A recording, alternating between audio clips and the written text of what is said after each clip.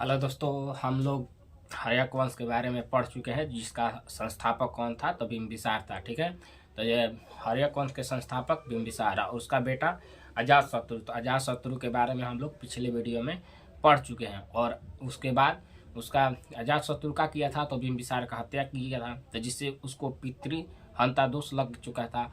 और उसका बेटा उदयन ने भी यही काम किया, अजातशत्रु की हत्या की तो उसको भी पितृहंता के दोष लगा था। ठीक है, और जो उदयन था तो उदयन को एक अनजान व्यक्ति ने क्या किया था तो चाकू मार दिया था जिससे उसकी मृत्यु हो चुकी थी। और उसका बेटा कौन था तो नागदर्शन बेटा था। कौन था तो नागदर्शन बेटा। तो उसकी हत्या उसकी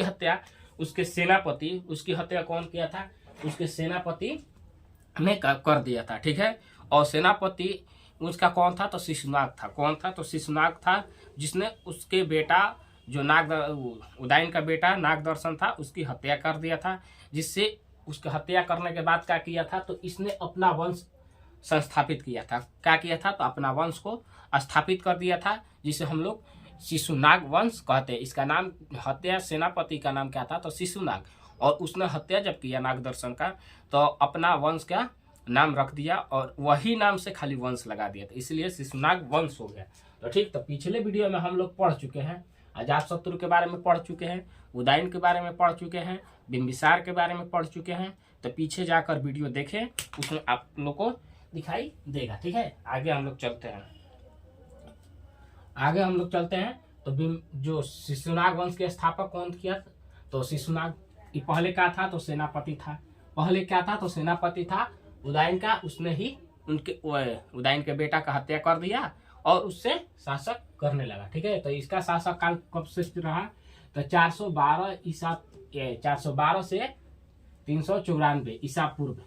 क्या था तो ईसा पूर्व। तो ये 412 से लेके 394 ईसा पूर्व तक इसने शासन किया। ठीक है, इसके शासन काल में क्या हुआ तो इसने अपना वंश का स्थापित किया अपने वंश के। और इसने आगे चल के अवंती तथा वत्सराज जो अधिकार धारण किया। ठीक है, तो इसने ये धारण किया। उसके बाद इसने क्या किया कि मगध के जो साम्राज्य था उसको अपने में क्या किया था तो मिला लिया था। ठीक है, क्या किया था तो मिला लिया था, मगध के साम्राज्य को अपने ओर मिला लिया था। और इसने आगे चल के क्या किया था तो इसने आगे चल के जो राजधानी था उसको चेंज किया था। पहले था पाटलिपुत्र, तो पाटलिपुत्र से क्या किया इसने चेंज करके वैशाली कर दिया। इसने क्या किया तो चेंज करके पाटलिपुत्र को वैशाली कर दिया, तो इसने राजधानी भी चेंज किया था। ठीक है, आगे चलते हैं। तो इसने मगध के साम्राज्य को अपने में अधीन किया था। उसके बाद ये अपना जो क्षेत्रफल है वो बंगाल से मालवा तक कर लिया था। इसने विस्तार किया था अपने क्षेत्रफल में, तो बंगाल से कहाँ तक तो मालवा तक। ठीक, और इसने इसका जब इतना किया तो इसके बाद इसमें आगे अगला शासक कौन बने, क्योंकि उसका भी उम्र हो गया था। तो उसके बाद तो वो डेट कर गया, मर गया। तो उसके बाद कौन सा शासक बना तो कालाशोक। अगला शासक कौन बना तो कालाशोक। इसने क्या किया तो अगला शासक बना किसके बाद तो शिशुनाग वंश के। जो शिशुनाग वंश था माने शिशुनागे वंश में चलता था, लेकिन जो शिशुनाग था उसके मृत्यु होने के बाद इसमें कालाशोक ने क्या किया इस शासक को संभाला। ठीक है, और आगे चल के इसने कब से कब तक संभाला था तो 394 से लेके 366 ईस्वी पूर्व तक इसने क्या किया था तो ये शासक किया था, 394 से 366 ईसा पूर्व। ठीक है, आगे चलते हैं। अब पीछे बोले हैं कि आप लोग जाइए, यदि जिसको अभी छूट गया है वो पिछले वीडियो देखिए, हमारा यूट्यूब चैनल जो है उस पे जाइए। यूट्यूब चैनल जो पहले कुछ और था लेकिन चेंज हो गया है, ये यूट्यूब डालिएगा, यहाँ @ग्रेट डाल के ये यूट्यूब डालिए, @रुद्र 215 डालिए। उसके बाद पीछे जितना भी वीडियो दिए हैं वो आप लोग को दिखाई देगा। उसमें हम बता चुके हैं कि हर्यक वंश के बारे में, संस्थापक कौन था अजातशत्रु, उदयन। उसके बाद ये भी बता चुके हैं कि उसका बेटा का हत्या कौन किया। वीडियो अच्छा से बना है, वो जाके वीडियो देखे। आगे चलते हैं हम, ठीक है। तो काला अशोक का शासक इतना रहा, और इसने क्या किया कि वो अपना राजधानी चेंज किया था, तो पाटलिपुत्र से वैशाली कर दिया था। कौन किया था? तो शिशुनाग ने चेंज किया था। लेकिन ये शासक जब बना और ये आया तो क्या किया कि वैशाली से हटाकर पुनः क्या किया, वैशाली से हटाकर इसने पाटलिपुत्र कर दिया। पुनः मैंने पाटलिपुत्र राजधानी को लेकर आ गया, ठीक है। आगे चलते हैं। और इसके ही समय में द्वितीय बौद्ध संगीति हुई थी, और बौद्ध संगीति कहाँ में? वैशाली में। द्वितीय बौद्ध संगीति किसके शासक काल में? तो काला अशोक के शासक काल में। कहाँ हुई थी? तो वैशाली में हुआ था द्वितीय बौद्ध संगीति। और हम आप लोग को बता देते हैं कि अजातशत्रु, हम बता दिए थे कि अजातशत्रु जब शासक कर रहा था तो उसी के समय महात्मा बुद्ध की क्या हुई थी? तो मृत्यु हुई थी, ठीक है। आगे चलते हैं। तो ये वैशाली में क्या हुआ कि द्वितीय बौद्ध संगीति हुआ था। और बौद्ध महात्मा बुद्ध के बारे में भी हम चैप्टर लेके आए थे, आप लोग को पढ़ाए हैं। उसमें 2 दिन क्लास चला है। बौद्ध धर्म के बारे में हम बताए हैं, जो उसमें 2 दिन क्लास चला है, वो पीछे वीडियो डाला हुआ है, आप लोग जाके देख लीजिए, ठीक है। तो बौद्ध धर्म के बारे में हम बता चुके हैं। और उसी का जो द्वितीय बौद्ध संगीति था वो कहाँ हुआ था? वैशाली में, काला अशोक के शासक के उस समय था, ठीक है।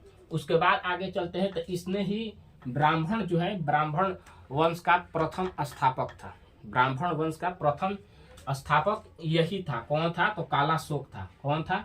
तो काला अशोक था, जो ब्राह्मण वंश का प्रथम स्थापक था, ठीक है। आगे चलते हैं। इसका जो है, इसको हम पुराण के अनुसार हम लोग क्या कहते हैं? जो पुराण होता है, विष्णु पुराण, ये पुराण है, उसके अनुसार हम लोग इसको क्या कहते हैं? तो क्षत्रिय कहते हैं। क्या कहते हैं? तो क्षत्रिय कहते हैं, ठीक है। इसके क्या कहते हैं? क्षत्रिय। और इसमें आगे चल के कौन शासक बना? तो आगे चल के शासक कौन बना? अंतिम जो शासक बना वो किया था तो नंदीवर्धन था। किया था तो नंदीवर्धन। पहला जो शिशुनाग वंश, जो शिशुनाग था सेनापति, उसने किसको हत्या किया था? तो किसको? तो नाग दर्शन की हत्या किया। 21 का बेटा था। तो किसका बेटा था? तो उदयन का था। तो उदयन के बेटा नाग दर्शन की हत्या किसने किया था? तो शिशुनाग किया था। और इसके बाद शासक बना काला अशोक। कौन शासक बना? काला अशोक। और काला अशोक के बाद अंतिम शासक कौन बना था? तो अंतिम शासक कौन बना था? तो नंदीवर्धन।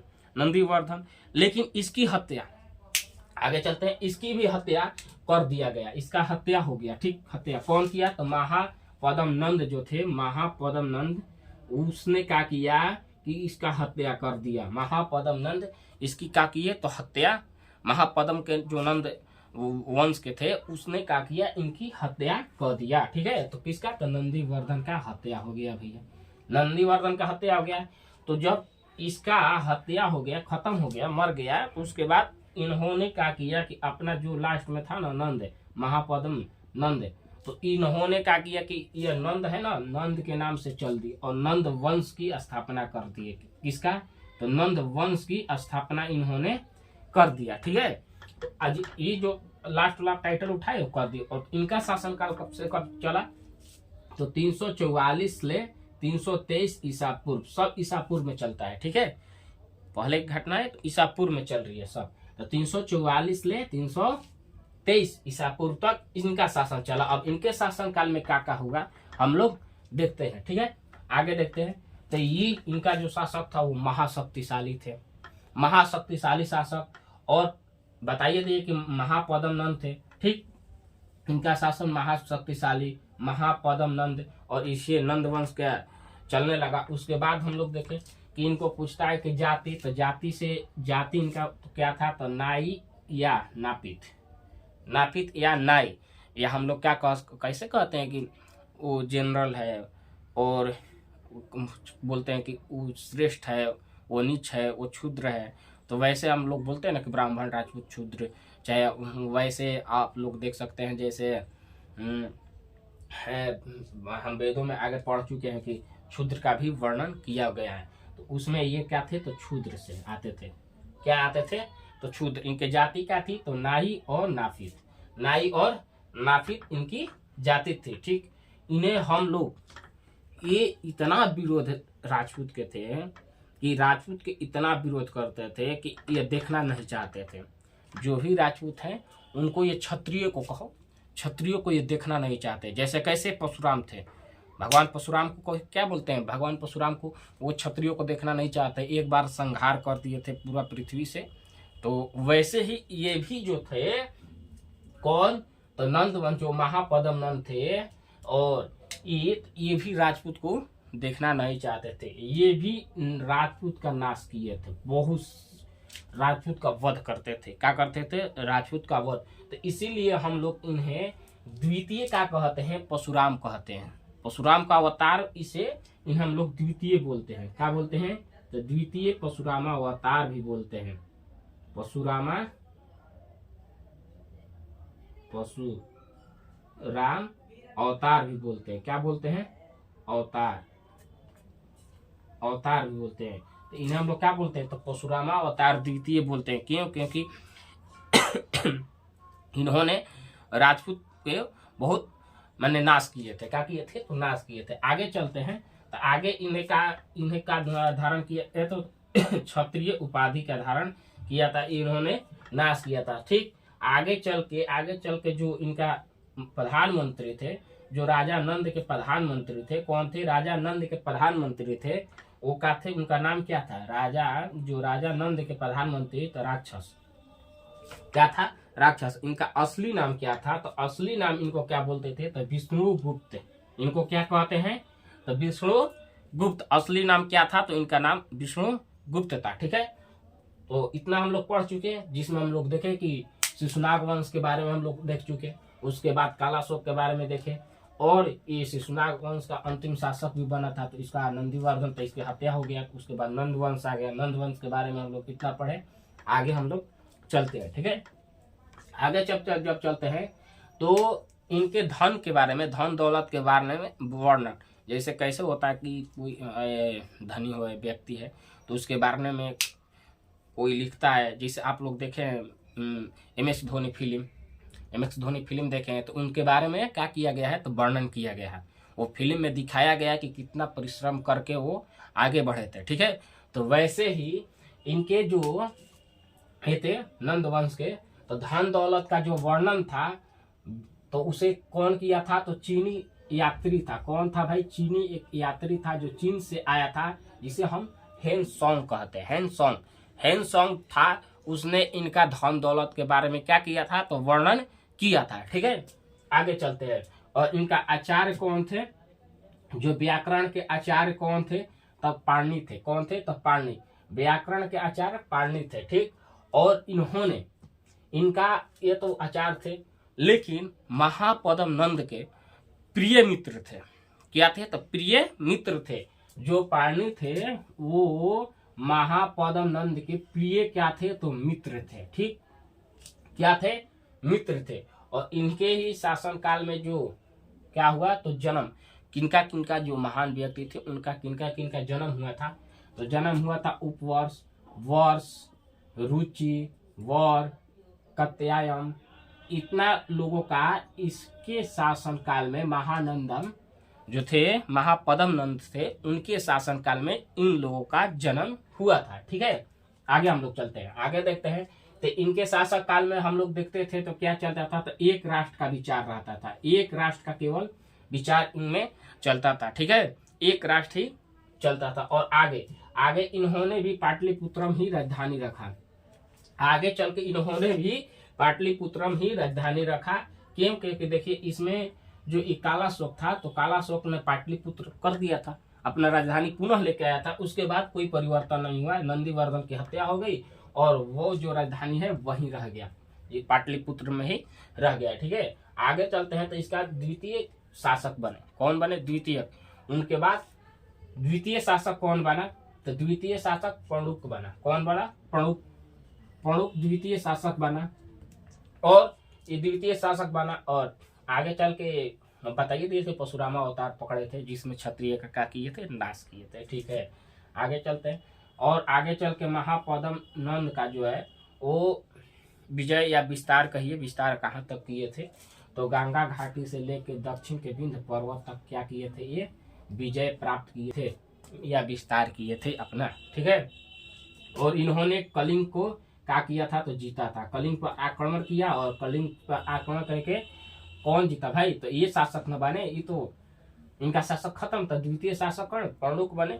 तो इन्होंने क्या किया तो कलिंग पर जीता, लेकिन मगध नहीं मिल पाया, जीते थे लेकिन मगध नहीं मिल पाया। इनमें एक आगे चल के क्या किए थे, एक राष्ट्र किए और एक छत्र किए थे, ये वहां पर एक राष्ट्र किए थे, ठीक है, और एक छत्र। और अगला शासक कौन आया, तो अगला शासक आया घनानंद। घनानंद अगला शासक कौन बना था, तो अगला शासक घनानंद बनेगा। इसे हम लोग पढ़ते हैं कि घनानंद के बारे में हम लोग कल जानेंगे और देखेंगे। तो घनानंद के बारे में यहाँ यहीं पे आए थे चंद्रगुप्त मौर्य, इनके दरबार में, तो यह जो था तो उनका क्या किया था तो विरोध किया था, ठीक है, वही बात ले लिए थे अपने दिल पर। और वहां से वो जाके वो क्या थे तो ब्राह्मण थे, चाणक्य थे तो ब्राह्मण थे, और वहीं से उनको दुख लगा और वो वहां से निकल गए थे और एक ऐसा युवक को तलाश करने निकले गए, एक हम कल पढ़ेंगे। तो आगे हम हिंट दे दिए, घनानंद के बारे में हम लोग कल विस्तार से पढ़ेंगे, ठीक है।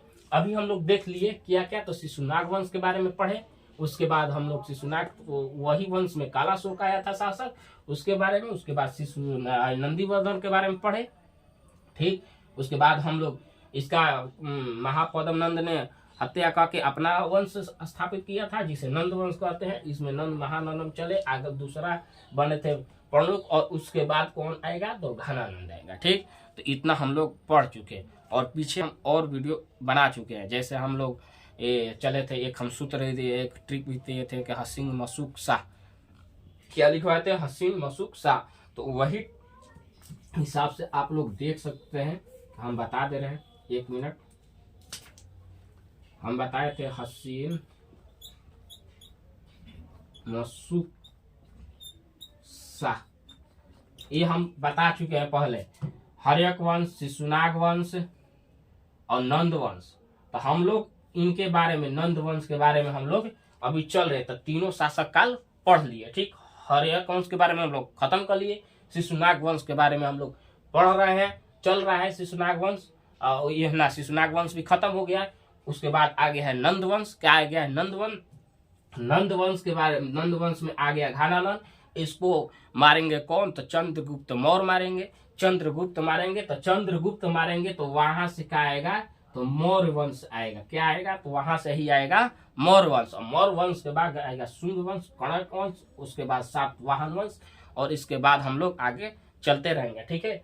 तो ये जाके पीछे वीडियो देख ले, पीछे हम बता चुके हैं, ये जितना पढ़ाए हैं इसके बारे में हम यहाँ से आप लोग को बता दिए कि हसीन मसूक शाह, ये सब हम बता चुके हैं।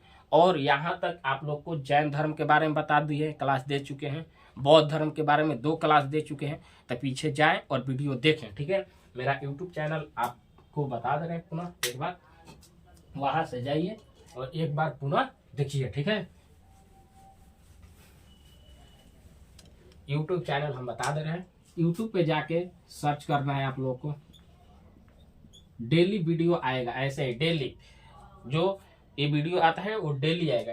यूट्यूब पे जाके लिखना है आप लोग को @ उसके बाद रुद्र लिखना है और उसके बाद 215 डाल देना है, क्या 215, और इसको जाके सब्सक्राइब कर लो और बेल आइकन घंटी डुला दो, और जो भी वीडियो देखो कमेंट करो। यदि और देखो कमेंट करने से क्या होगा कि हम देखेंगे उसको और अच्छे से वीडियो बनाएंगे और लेके आएंगे ऐसे ही ऐसे क्वेश्चन और आप लोग को बताएंगे। तो ये जाके अभी चैनल को सब्सक्राइब कर लो जाके जल्दी से, और आगे हम ऐसे ही वीडियो बनाते हैं। वीडियो देखने के लिए धन्यवाद।